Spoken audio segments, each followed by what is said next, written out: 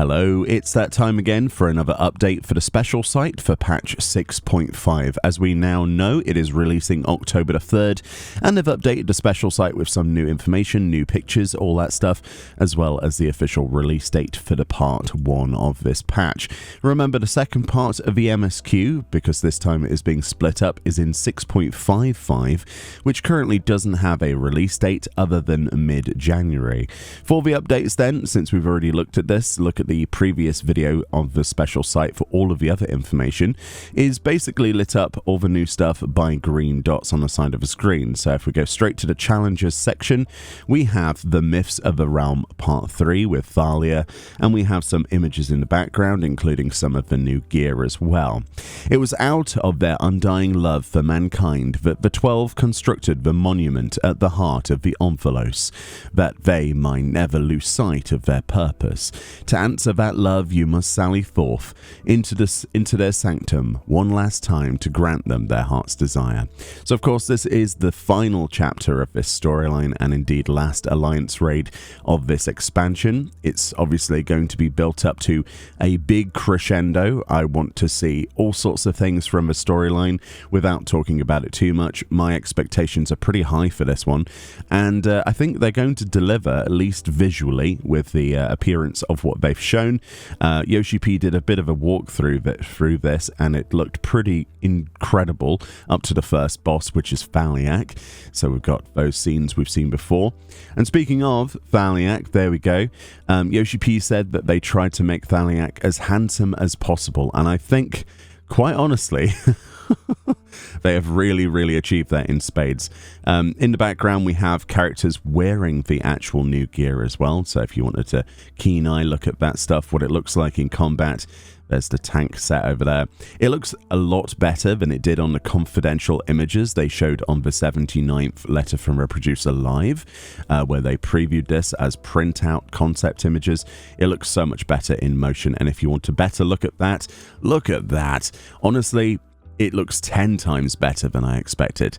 Now, unfortunately, the caster and the healer set, at least in my opinion, are some of the weakest. Although it's not quite a normal robe, a lot of people will criticize it for being exactly that. I do like the designs though. I like the sort of blue inlay here with the gems. A lot of this gear can be, I think fairly accurately described as being quite similar to the previous sets. Of course, to make it Viera and Hrothgar friendly, they've gone for visors and tiaras and crowns, that kind of thing, because as we all know, when it comes to designing gear for those two races, they often have to do this because of not wanting to replace the ears or to make it look correctly with the helm. This is an issue that still happens to this day, so as a result of it, a lot of the newer gear is designed like this. I have to say, I really like the healer tiara, like the crown. It's actually really quite gorgeous. I would like that crown just on its own. A lot of crowns in the game look overly crown-like, and this looks more realistic, more subdued, but with a nice blue crystal in the heart of it there. I don't know what you think about the gear. Some people are probably going to say it looks average. There's definitely a bit of Omega sort of feeling going through some of these pieces as well. I don't know if that's coming across to everyone else, just like with the armlets and, you know, the shoulder pads, if you want to call it that. And yeah, it just looks really nice. I do like the tank set. Surprise to surprise, that's my favorite once again, even though I don't play tank that much. So I'll probably end up getting that. It's just gorgeous.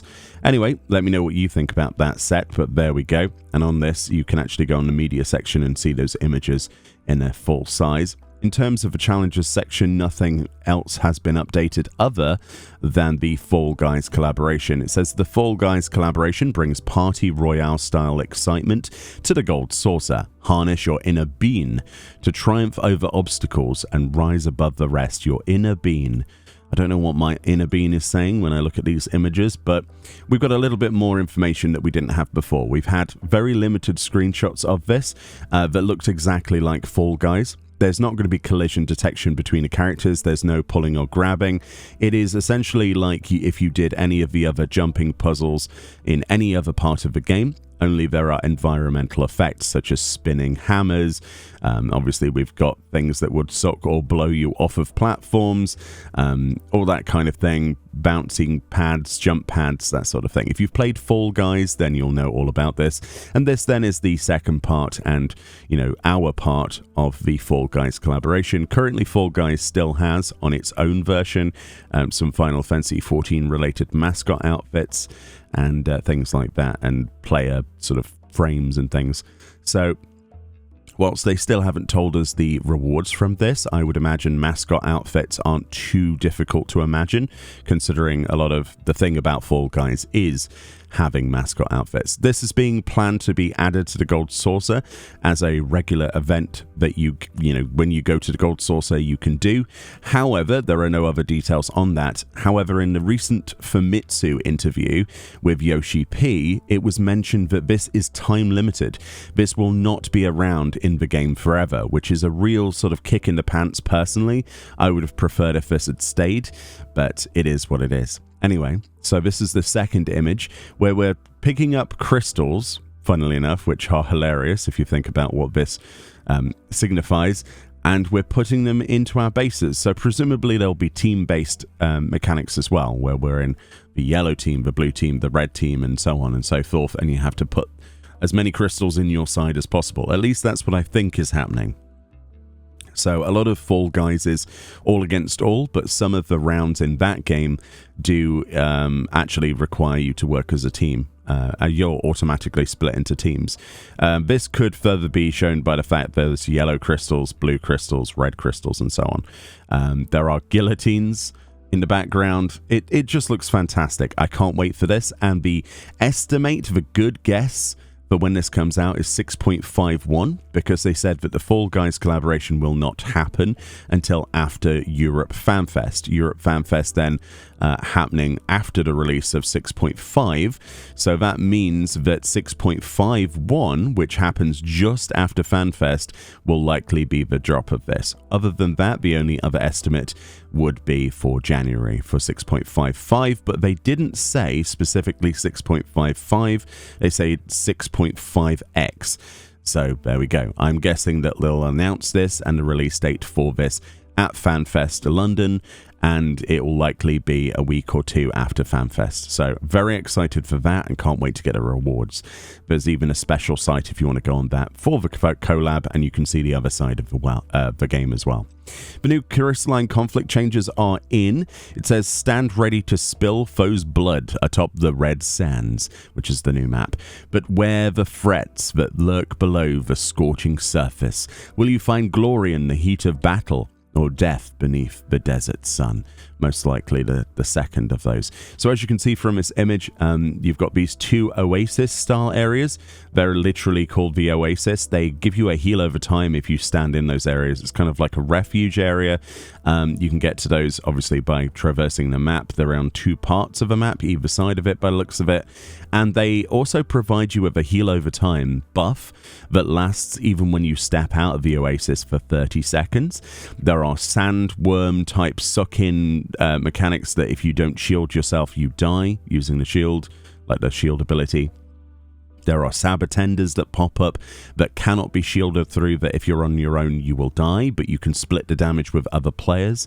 There are the senior sabotenders, like the big lunar tender type of thing that comes up and gives people a buff that are still alive in that area. And then you've got your typical game mechanics where you push the crystal each way to win. They've implemented a new way of seeing how much further you'd have to push it back to counter a win as well. They've actually added like a ring on the floor that you can't see in this image, obviously, when you're pushing the crystal back, and it'll show you how much more. Basically, lots of quality of life changes, lots of heads-up display changes, HUD changes, and lots of new gauges as well, including a timer that counts down towards overtime by 10 seconds until that point. And there's also better tracking to tell whose AoEs are yours and whose AoEs are the enemies by changing the color of them within all PvP. That's going to be in all PvP. So they gave Bahamut as an example. So if it's on a friendly team, the mechanics will be light colored, blue or white. If it's an enemy team, it will be red, and red AoEs on the floor for you to avoid. It makes things a lot easier to see, and that's being applied retroactively to all PvP. Very excited for that.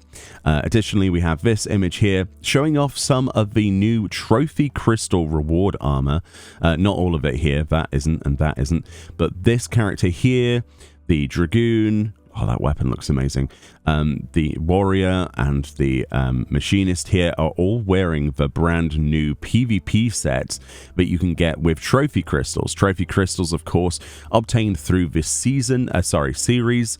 It is Series 5, which is Series PvP, is you get rewards for doing any PvP. And essentially, you can get a set of armor through trophy crystals that is unique and new. So new PvP gear. And a lot of it has been described as being overly sporty.